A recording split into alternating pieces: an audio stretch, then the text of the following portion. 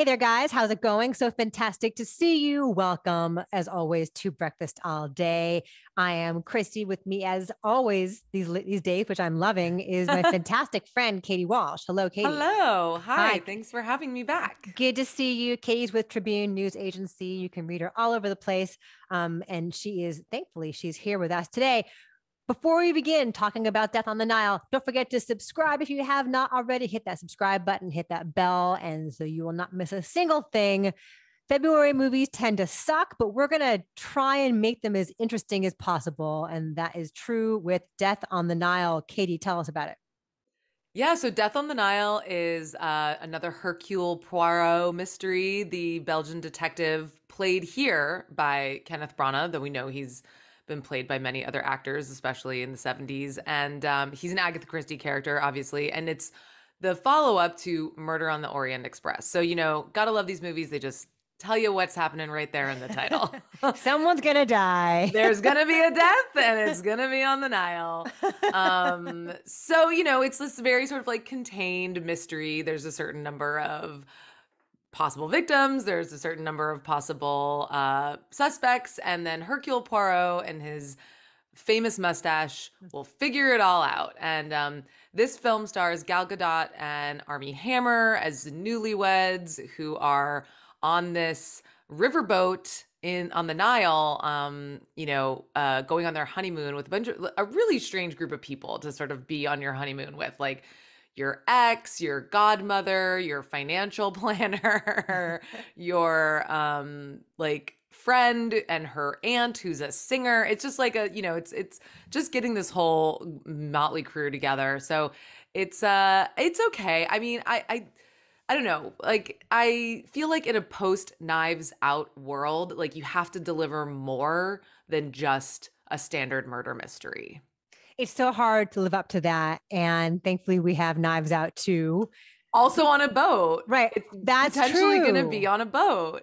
And I suspect it will be a whole lot better than this. I mean, the thing is, it's not bad. It's No, it's just not bad. really dull. And it takes a long time to get going.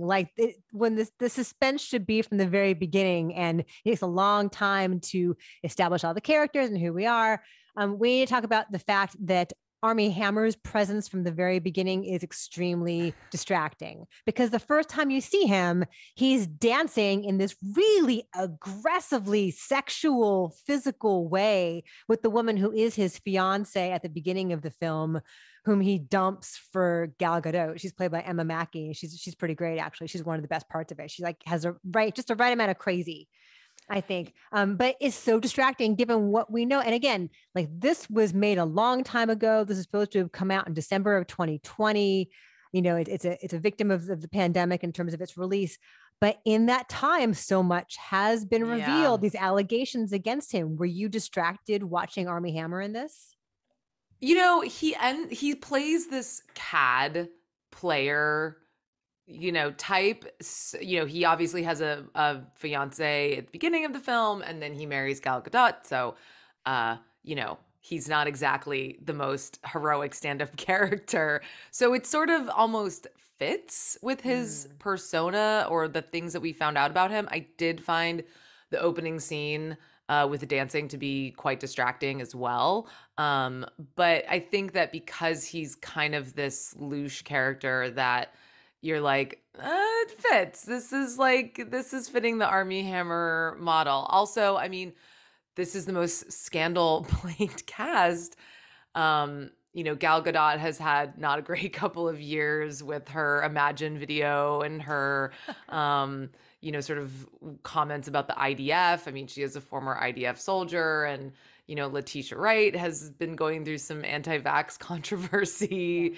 It is definitely, and who else? I mean, I just feel like it's like everyone is like a PR disaster in this movie. Well, there's not been like any kind of PR campaign for this film, has there? Have you seen a single interview with anybody in this No, I film? haven't. I don't know like what they must have decided to do, but it is dull and it does take too long to get going. And I felt like there was like a weird distribution of attention. I feel like they give a ton of attention to Poirot's backstory. There's a whole prologue where he's in World War One, and it's the origin story of his mustache of all things. And then like Russell Brand, who plays one of the exes on the boat, doesn't have a single line until the second hour. I did was not even like, realize it was Russell Brand. Did you have any idea that was Russell Brand? I had no clue. I somehow picked it up. I was like, I don't know what depths of my brain was like, that's Russell Brand, but I did figure it out.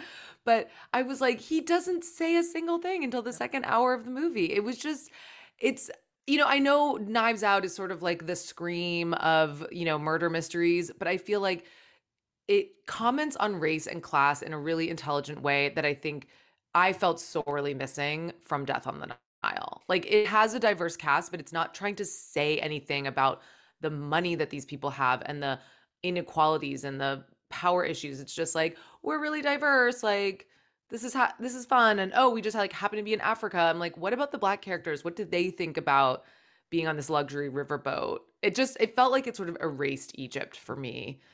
At the same time, it's not like this fantastic romp. Like it's not Right. exciting or thrilling. I liked the Hercule Poirot mustache origin story. I did like that because I love the mustache. It's the most compelling character to me in the film. It really is. And it's shot in this beautiful black and white. And I want to see that movie. I want to see what happens to young Hercule Poirot in like textured black and white. It's got verve to it in a way that nothing afterward does. Everything feels really CGI and glossy and detached. And can I just say, Armie Hammer and Gal Gadot have zero chemistry. We're supposed to believe that this is this transcendent, passionate love that they're both like willing to dump people for and ruin lives for. And like they're barely occupying the same space. Like their body language is so off. Yeah, and they have to like announce things like, we've already had sex today. It's like, we should be able to like read that through your body language. You don't need to announce it. No, you should look tired. Yeah, and like it's shot in the 65 millimeter, and at times that works. Like the entrance of Gal Gadot in this drapey silver metallic gown in the smoky blues club, like that is a striking moment.